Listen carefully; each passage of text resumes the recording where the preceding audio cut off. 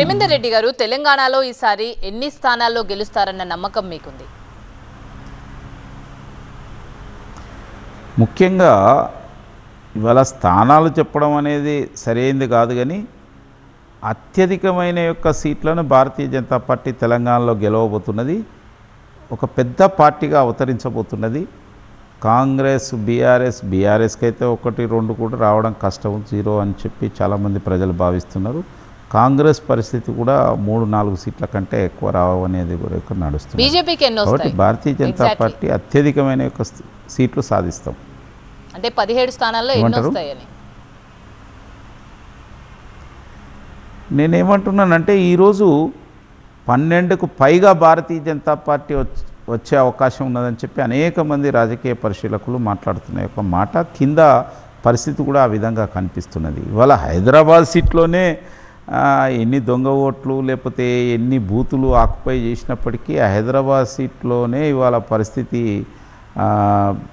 ఓవైసీకి వ్యతిరేకంగా భారతీయ జనతా పార్టీకి అనుకూలంగా కనిపిస్తున్నదంటే, ఇంకా మిగతా అనేక యొక్క సీట్లు ఒక అండర్ కరెంట్ అనేది ఉన్నది, ఒక నిశ్శబ్ద విప్లవం లాగా ఈరోజు తెలంగాణలో. ఎందుకంటే బీఆర్ఎస్ పార్టీని మనం అందరం కలిసి తెలంగాణ సాధించుకుంటే ఏ విధంగా ఒక కుటుంబం పాలు చేసిందో చూసినాం. అదేవిధంగా కాంగ్రెస్ పార్టీ గత అనేక సంవత్సరాల విషయాల్లో కాంగ్రెస్ పార్టీకి పైన అందరికీ ప్రజలకు తెలుసు. కానీ మొన్న బీఆర్ఎస్ అటువంటి యొక్క మరి రాక్షస పార్టీని, కరప్ట్ పార్టీని, ఫ్యామిలీ పార్టీని ఓడించాలనే దీంతో కాంగ్రెస్ పార్టీ కోటేషన్లు.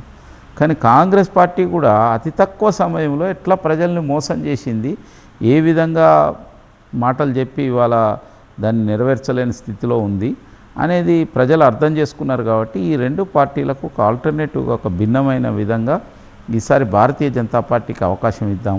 రెండోది, ఈ ఎన్నికలు ఏమి లోకల్ ఎలక్షన్స్ కాదు. ఈ ఎన్నికలు కేంద్రంలో ఈ దేశానికి ఎవరు ప్రధానమంత్రి కావాలి, ఈ దేశ భవిష్యత్తు ఏమిటి, ఈ దేశ రక్షణ విషయం ఏమిటి, ఈ దేశ ఆర్థిక పరిస్థితి ఏమిటి, ఈ దేశంలో మౌలిక వసతుల విషయం ఏమిటి, ఈ దేశంలో యువత భవిష్యత్తు ఏ విధంగా ఉండాలి, ఇటువంటి విషయాలపైన జరుగుతున్న ఎన్నికలు. కాబట్టి ఈ విషయంలో దేశ ఆత్మగౌరవాన్ని నిలబెట్టి దేశాన్ని అభివృద్ధి పథంలో నడిపించగలిగే నాయకుడు నరేంద్ర మోడీ గారు అని చెప్పి ఇవాళ ప్రజలు భావిస్తున్నారు. ఇవాళ మరి రాహుల్ గాంధీ అటువంటి ఒక స్థితిలో లేడు అనేది చెప్పి ప్రజలు భావిస్తున్నారు. అందుకోసమే నరేంద్ర మోడీ గారిని మరోసారి ప్రధానమంత్రి కావాలని బలంగా కోరుకుంటున్నారు. కాబట్టి ఆ వాతావరణం ఇవాళ తెలంగాణలో కూడా వస్తున్నది. అయితే మీరు అనొచ్చు 17కు 17 గెలుస్తారా అంటే, ఎందుకు కాకూడదని నేను అంటున్నా. రాజస్థాన్లో 25కి 25, గుజరాత్లో 26కి 26, హిమాచల్లో 4కు 4, ఢిల్లీలో 7కి 7, ఈ విధంగా 100% రిజల్ట్స్ సాధించినప్పుడు అనేక రాష్ట్రాల్లో 80% రిజల్ట్స్, ఛత్తీస్గఢ్లో, మధ్యప్రదేశ్లో, ఉత్తరప్రదేశ్లో, హర్యానాలో 10కి 10 గెలిచాం. అట్లా నేననేది అనేక రాష్ట్రాల్లో 100%, 80% రిజల్ట్స్ సాధించినప్పుడు తెలంగాణలో మాత్రం ఎందుకు కాకూడదు? తెలంగాణ ఏమన్నా భిన్నమైందా?